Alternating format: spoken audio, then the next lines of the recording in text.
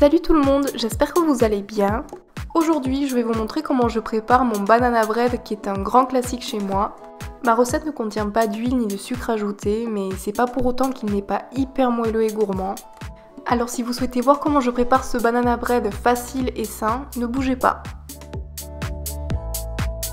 Au niveau des ingrédients, on aura besoin de 3 bananes moyennes bien mûres, 250 g de farine de blé, moi j'ai utilisé moitié farine normale, moitié semi-complète, 125 ml de lait végétal, moi j'ai utilisé de l'alpro noisette, 2 cuillères à soupe de compote sans sucre ajouté, 4 dattes, les miennes ce sont des sucari mais avec les méjoules ça sera parfait aussi, 2 cuillères à soupe de beurre de cacahuète ou autre beurre d'arachide, 1 cuillère à soupe de sirop d'érable, 1 cuillère à café d'extrait de vanille, une demi-cuillère à café de cannelle, 2 cuillères à café de levure chimique, une pincée de bicarbonate, un peu de noix de muscade, et moi j'ai décidé d'ajouter des noix de pécan par-dessus, mais vous pouvez ajouter des pépites de chocolat ou ce que vous préférez.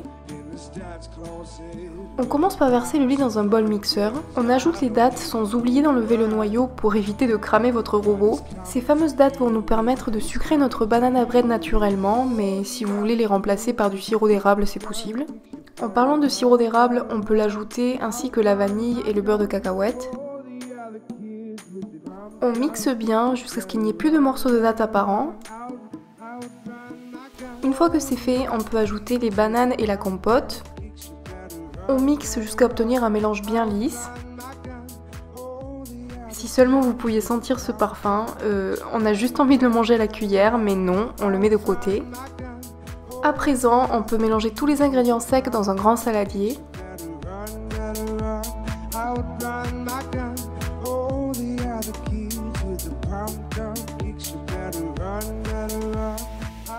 Une fois que c'est fait, on peut ajouter notre mélange liquide et bien mélanger.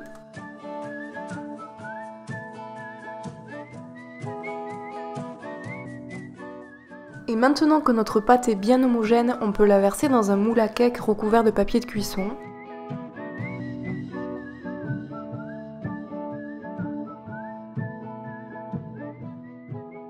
On dispose les noix de pécan ou les pépites de chocolat par-dessus et c'est parti pour une cuisson dans un four à 180 degrés pendant 1h à 1h15. Et une fois qu'on a fait le test de la lame du couteau au centre et qu'elle est ressortie propre, on peut le sortir du four et le laisser refroidir complètement.